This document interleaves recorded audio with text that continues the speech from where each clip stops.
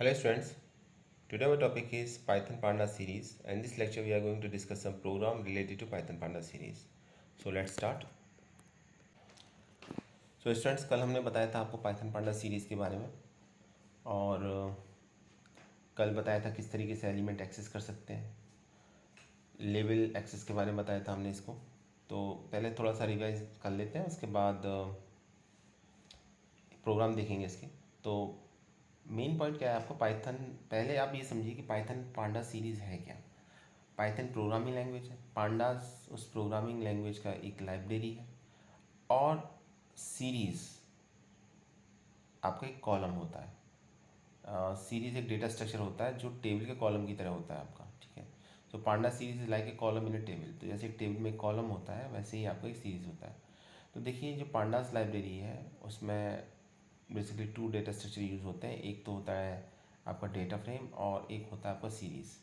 तो सीरीज़ और data frame, ये जो डेटा स्ट्रक्चर है, इस वर्ड का मीनिंग ये है कि इसमें हम डेटा को ईजिली मैनेज कर सकते हैं, डेटा के बीच में रिलेशनशिप मेंटेन कर सकते हैं। क्लियर? तो एक सीरीज़ है और एक डेटा फ्रेम है। जहाँ तक सीरीज़ की बात करें तो सिर्फ उसमें एक कॉलम होता है और उस कॉलम के अंदर ही हमें कंप्लीट इन्फॉर्मेशन मेंटेन करनी होती है। रो एक से ज़्यादा हो सकती है, कॉलम एक होगा लेकिन सिर्फ। तो ये आपका वन डायमेंशनल एरे हम कह सकते हैं कि जो आपका same type of information hold करता है। वो इन्फॉर्मेशन इंटीजर टाइप की हो सकती है, स्ट्रिंग टाइप की हो सकती है, फ्लोट टाइप की हो सकती है, कोई और पाइथन ऑब्जेक्ट हो सकता है, ठीक है। और एक्सेस लेवल को हम कलेक्टिवली इंडेक्स बोलते हैं, तो ये ध्यान रखिएगा। तो सिंपल वर्ड्स में हम ऐसे कह सकते हैं कि panda series is nothing but only a column in an Excel sheet. तो पाइथन सीरीज़ कुछ और नहीं है बल्कि एक ऐसा समझिए कि एक्सेल शीट में सिर्फ एक कॉलम है जिसमें हम इंफॉर्मेशन मेंटेन कर रहे हैं।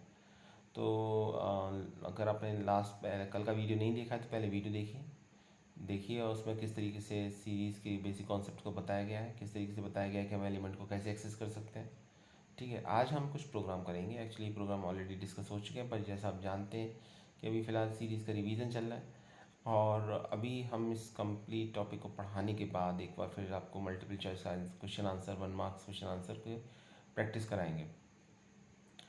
तो 1 मार्क क्वेश्चन आंसर की प्रैक्टिस करने के लिए उसमें ऐसा नहीं सभी मल्टीपल चॉइस ही होंगे, उसमें कुछ फिल इन द ब्लैंक्स होंगे, कुछ उसमें आउटपुट बेस्ड क्वेश्चन होंगे, ठीक है। कुछ एरर कोड से कुछ कोड से रिलेटेड होंगे जिसमें एरर होगा आपका, तो एरर फाइंड आउट करनी होगी आपको। इस तरह के क्वेश्चंस एग्जाम में पूछे जाते हैं, तो उस तरह के सभी क्वेश्चंस को हम देखेंगे। तो पाइथन सीरीज़ में अभी तक हम कर चुके हैं पाइथन सीरीज़ की डेफिनेशन, पाइथन सीरीज़ किस तरीके से क्रिएट की जाती है, ठीक है। और साथ साथ हमने देखा है इसमें कि हम किस तरीके से इसमें डिफरेंट एलिमेंट को एक्सेस कर सकते हैं। तो चलिए आज आगे चलते हैं इसके आगे।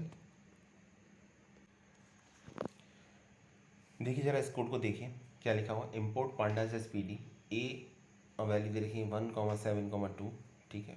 तो ये एक लिस्ट की फॉर्म में दे रखी है, तो एक लिस्ट पास की हमने और लिस्ट इसलिए यहाँ पर क्रिएट की है क्योंकि हम लिस्ट को हम किस में कन्वर्ट करना चाहते हैं, सीरीज़ में, ठीक है।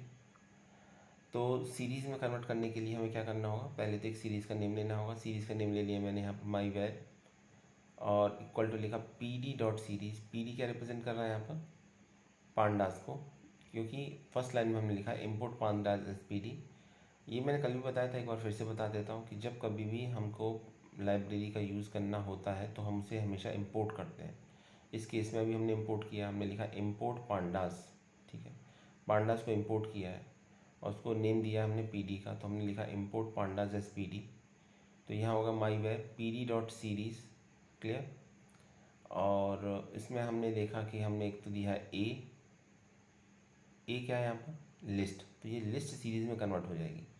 अगर हम इंडेक्स मेंशन करना चाहते हैं इसका अपनी तरफ से, बाय डिफ़ॉल्ट तो 0 1 2 3 होता ही है आपका, 0 से स्टार्ट होता है एंड फिर उसके आगे 1 2 3 इस तरीके से नंबर्स आते हैं। तो हम मेंशन कर सकते हैं अपने से भी, तो उसके लिए इंडेक्स पैरामीटर का यूज़ करना पड़ेगा।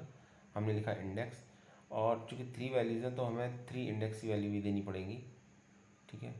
तो एक दे दिया मैंने एक्स, एक दे दिया वाई, एक दे दिया जेड। ये कोई ज़रूरी नहीं है वो नंबर हो, वो स्ट्रिंग भी हो सकती है। तो यहाँ पर हमने एक्स वाई जेड मेंशन कर दिया। अब उससे होगा ये कि सीरीज़ तो क्रिएट होगी, सीरीज़ क्रिएट होने के साथ साथ इसमें हम ये जो इंडेक्स दिया है इसकी पोजीशन के थ्रू एलिमेंट को आइडेंटिफाई भी कर सकते हैं, एलिमेंट को देख सकते हैं। जैसे मुझे पता करना है कि वाई पर आपका कौन सा एलिमेंट है इंडेक्स पोजीशन पर, तो मैं लिखूँगा प्रिंट माई वेर, और इसमें हमने लिखा स्क्वायर ब्रैकेट के अंदर डबल कोट्स में वाई। तो वाई पर कौन सा एलिमेंट है, वाई पर है 7, तो आंसर क्या आएगा 7। तो ये आपका इंडेक्स पोजीशन के थ्रू हम वैल्यू को भी आइडेंटिफाई कर सकते हैं। आंसर इस केस में 7 आएगा, जैसा इस केस में आ रहा है। अच्छा, अभी अगर मैं यहाँ पे लिखता माई वेर प्रिंट स्टेटमेंट के अंदर और लिखता 1, तो भी आंसर 7 आता। तो ऐसा नहीं है कि हमने इंडेक्स दिया है तो जो डिफ़ॉल्ट होता है उसके थ्रू एलिमेंट एक्सेस नहीं कर सकते, उसके थ्रू भी एक्सेस कर सकते हैं, और जो इंडेक्स दिया उसके थ्रू भी एक्सेस कर सकते हैं। ठीक है, ये ऐसा समझिए कि जैसे एक कोई पर्सन है, कोई एक स्टूडेंट है, उसके 2 नेम्स हैं। ठीक है, एक घर का नेम जनरली होता है, एक डॉक्यूमेंट्स में होता है जिसके नाम से बुलाते हैं। ठीक है, निक नेम होता है। तो कॉल जब करोगे तो वो रेस्पॉन्स देगा ही। तो उसी तरीके से यहाँ पर है, आपने इसको एक नेम प्रोवाइड करा दिया, एक इसका डिफ़ॉल्ट है, तो दोनों से ही हम एक्सेस कर सकते हैं। तो यहाँ वाई के थ्रू हमने इसे एक्सेस कर लिया, और वाई क्या है इसमें, इसका जो इंडेक्स जो हमने इसे प्रोवाइड कराया था, इंडेक्स नंबर इसको जो प्रोवाइड कराया था हमने इसे, उसके थ्रू। ठीक, तो एक फिर आगे देखते हैं की value object as a series. देखिए अभी तक हमने लिस्ट की हेल्प से सीरीज़ को क्रिएट किया। सीरीज़ डिक्शनरी की हेल्प से भी क्रिएट की जा सकती है, डिक्शनरी से भी बना सकते हैं आप, एरे से भी बना सकते हैं, और साथ में एक स्केलर वैल्यू है तो उसके थ्रू भी हम सीरीज़ क्रिएट कर सकते हैं। तो अब हम देखेंगे कि डिक्शनरी के थ्रू कैसे सीरीज़ क्रिएट की जाती है। तो डिक्शनरी के बारे में पहले मैं आपको 2-3 बातें बता देता हूँ यहाँ पर। पहली बात तो डिक्शनरी को कर्ली ब्रेसेस के अंदर रिप्रेजेंट किया जाता है। डिक्शनरी में हम सीधे वैल्यू नहीं देते, वैल्यू के साथ उसकी की मेंशन करते हैं। की वैल्यू को आइडेंटिफाई करती है। ठीक है, और ये अनऑर्डर्ड डेटा टाइप है। जब हम बात करते हैं अनऑर्डर्ड डेटा टाइप का, तो इसका मतलब है जितनी भी वैल्यूज़ हैं डिक्शनरी की, उनका कोई एक सिस्टमेटिक ऑर्डर नहीं होता। कोई सिस्टमेटिक ऑर्डर नहीं होता, तो उनको जो डिफ़ॉल्ट इंडेक्स पोजीशन, जैसे हम लिस्ट के अंदर या फिर एरे के अंदर या फिर हम सीरीज़ में फाइंड आउट, जैसे लिस्ट में या फिर एक एरे में जैसे हम फाइंड आउट करते थे 0 1 पर ही आएगा, 2 पर नेक्स्ट एलिमेंट आएगा, तो वो इस केस में डिक्शनरी में नहीं होता, क्योंकि अनऑर्डर डेटा टाइप है। एलिमेंट को उसकी की के थ्रू आइडेंटिफाई किया जाता है। तो हम हमेशा इसमें की वैल्यू का कॉम्बिनेशन देते हैं, ये याद रखिएगा। ठीक, वैल्यू को की के थ्रू आइडेंटिफाई किया जा सकता है।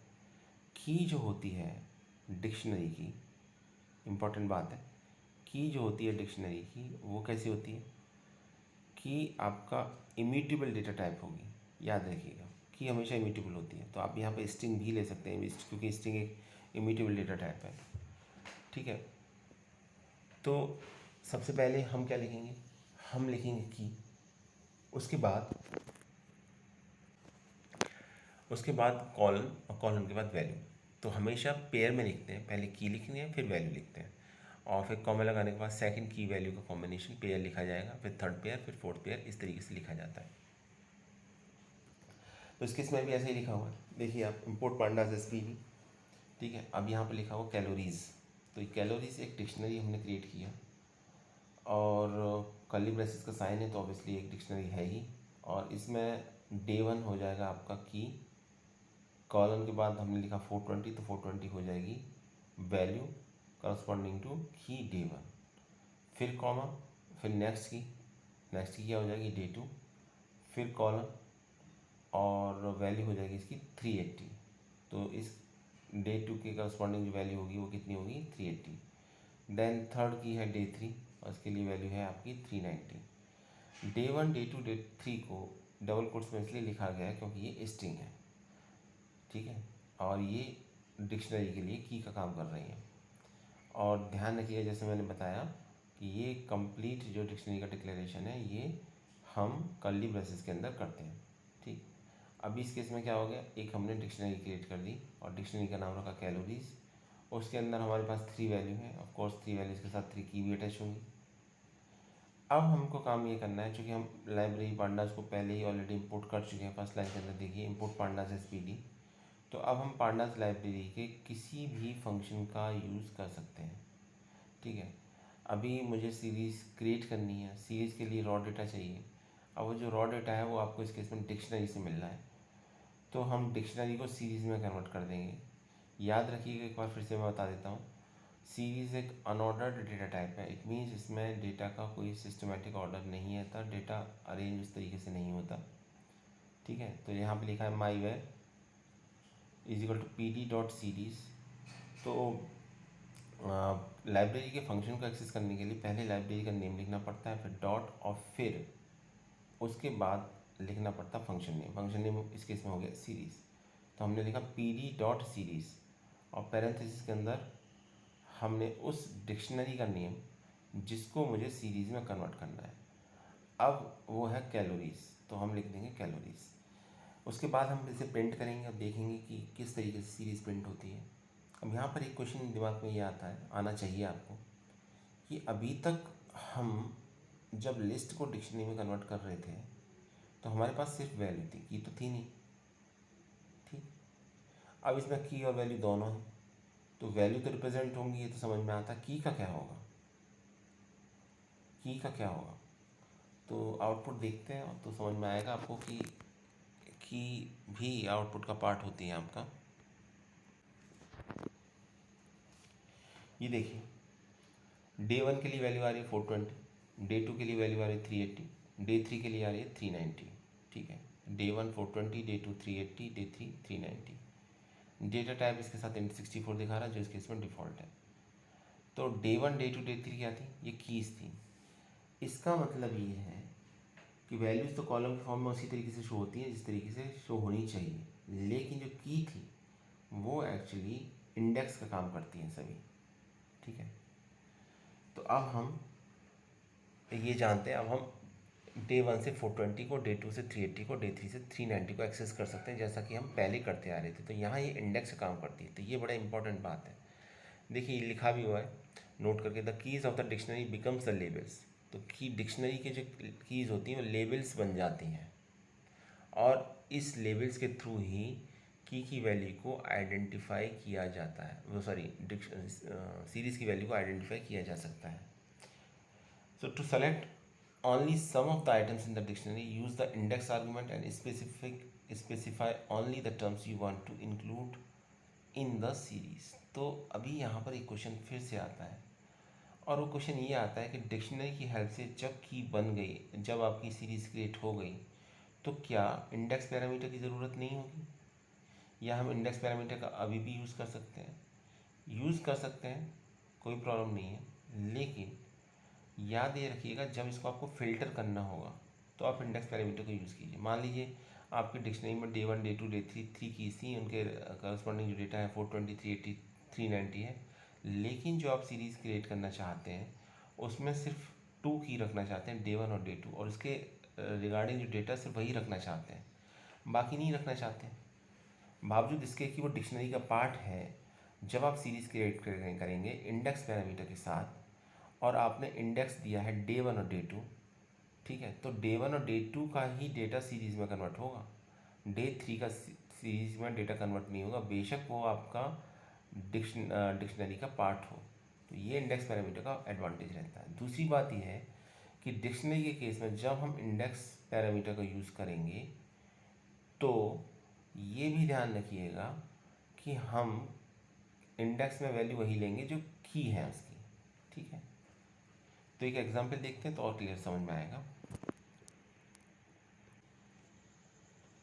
देखिए प्रोग्राम देखिए, लिखा create a series using only data from day 1 and day 2। तो डे 1 और डे 2 के लिए हमने अप्लाई किया है, लिखा है इम्पोर्ट पांडाज एज पीडी, ठीक है। और यहाँ पर एक डिक्शनरी क्रिएट की गई है, डिक्शनरी का नेम अगेन वही है कैलोरीज, की है डिक्शनरी में डे 1 डे 2 डे 3। डे 1 के लिए डेटा है 420, डे 2 के लिए 380, और डे 3 के लिए 390। तो कैसे लिखा है हमने, लिखा है डे 1 कॉलन 420, डे 2 कॉलन 380, और day 3 colon 390। Day 1 day 2 day 3 को हमने डबल कोट्स में इसलिए लिखा है क्योंकि ये स्ट्रिंग है, ठीक है। यहाँ तक एक डिक्शनरी क्रिएट हो गई। अब हम इस डिक्शनरी को सीरीज़ में क्रिएट करेंगे, सीरीज़ में कन्वर्ट करेंगे। तो हमने लिखा my var is equal to p d dot series, ठीक है, calories comma index equal to day 1 comma day 2 और फिर इसको क्लोज कर दिया हमने।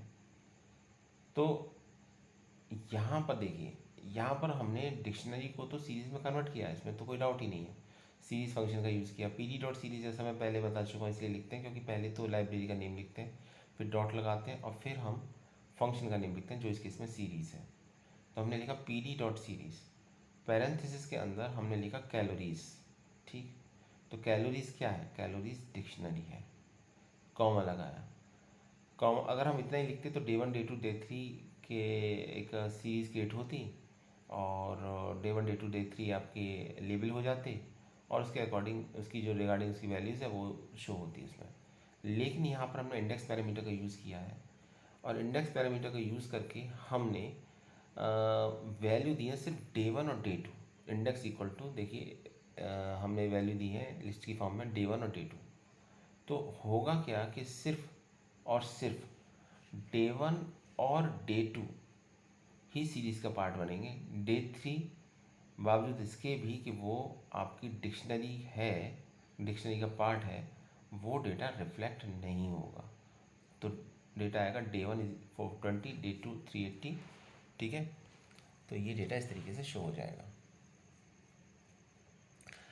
और लास्ट में प्रिंट करेंगे डिक्शनरी को। तो प्रिंट करने के लिए प्रिंट माई वेयर दिया ही है, माई वेयर यहाँ पर डिक्शनरी का नेम है।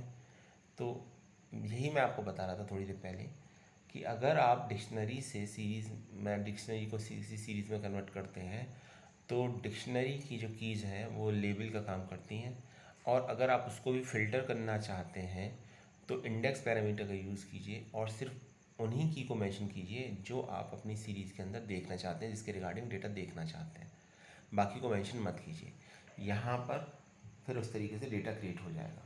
तो इसका मतलब आप कंप्लीट डिक्शनरी को अगर सीरीज़ में कन्वर्ट नहीं करना चाहते तो आप इंडेक्स पैरामीटर का यूज़ करके, ठीक है, सिर्फ वही की मेंशन करेंगे जिसका डेटा आप देखना चाहते हैं, रिफ्लेक्ट करना चाहते हैं सीरीज़ में।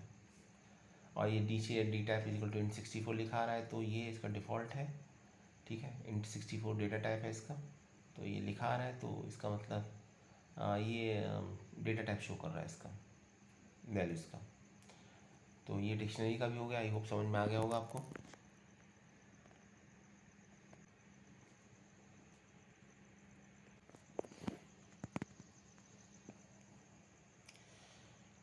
सो स्टूडेंट्स, यहाँ हम जैसा देख पा रहे हैं कि एक प्रोग्राम है। प्रोग्राम क्या है, write a program to create a series object using a dictionary that stores the number of student in each section of class 12 in your class.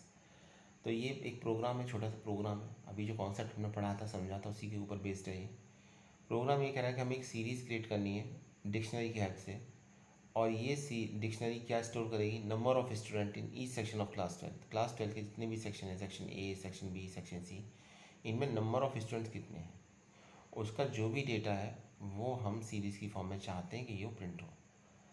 तो इसके लिए प्रोग्राम है। तो सबसे पहले हमें क्या करना पड़ेगा, चूँकि सीरीज़ की बात हुई है तो पांडास लाइब्रेरी को इंपोर्ट करना पड़ेगा।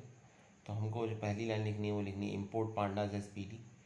एज एक कीवर्ड है, और एज के बाद जब आप कोई और नेम देते हैं तो फिर वो एक तरीके से आप एक और अल्टरनेटिव नेम प्रोवाइड करा रहे होते हैं इसको। ठीक है, तो अभी इसमें पांडास को पीडी के थ्रू हम पहचानेंगे पूरे प्रोग्राम में। तो जहाँ जहाँ पांडास को लिखना होगा हम पांडास को ना लिख के पीडी लिखेंगे, क्योंकि हमने लिखा pandas as pd. Pandas is replace by pd. Pandas अब पीडी से रिप्लेस हो गया, तो अब पांडास नहीं लिखेंगे, अब हर जगह क्या लिखेंगे, पीडी लिखेंगे, क्योंकि पीडी पांडास को रिप्रेजेंट कर रहा है। तो सबसे पहले काम क्या करना है हमको, सबसे पहले काम करना है कि डिक्शनरी क्रिएट करनी है। और डिक्शनरी वैसे क्रिएट करनी है जैसा हमसे कहा गया है। हमसे कहा गया है कि भाई आप एक ऐसी डिक्शनरी क्रिएट कीजिए जिसमें 12th ए, 12th बी, 12th सी के सभी स्टूडेंट्स की इन्फॉर्मेशन हो। तो हम 12th ए, 12th बी, 12th सी, इसको क्या करेंगे, इसको हम की बनाएंगे डिक्शनरी में। और इसकी जो स्ट्रेंथ है 12th ए की, 12th बी की और 12th सी की, इसको हम वैल्यू बनाएंगे। तो हमारे पास एक डिक्शनरी बन जाएगी जिसमें की होगा क्लास का नेम और सेक्शन, और वैल्यू हो जाएगी उसकी स्ट्रेंथ। ठीक, तो यहाँ पर एक वेरिएबल ले लिया मैंने, क्लास डिक्ट। ठीक, एक वेरिएबल ले लिया इक्वल टू, पैरेंथेसिस के अंदर देखिए 12th ए, 12th ए एक स्ट्रिंग है, तो 12th डैश ए, स्पेस नहीं लेना चाहिए, तो 12th डैश ए ले लिया इसके अंदर।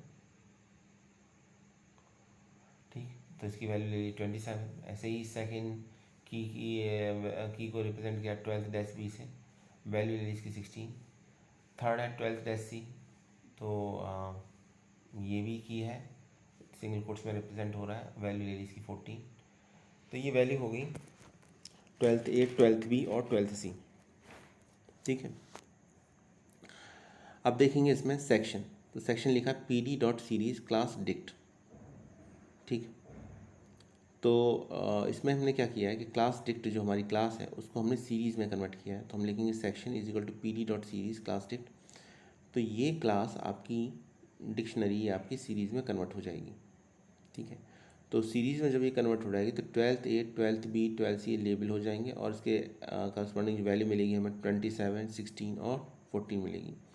याद रखिएगा यहाँ पर हमने इंडेक्स पैरामीटर का यूज़ नहीं किया है। ठीक है, इंडेक्स पैरामीटर का यूज़ करके इसके डिक्शनरी को हम चाहते हैं कि अगर कुछ लेवल ही शो हो बाकी ना शो हो तो वो भी हम कर सकते हैं, लेकिन हमें ऐसा यहाँ करना नहीं, इसलिए हमने किया नहीं। हमने कंप्लीट डिक्शनरी को सीरीज़ में कन्वर्ट कर दिया है।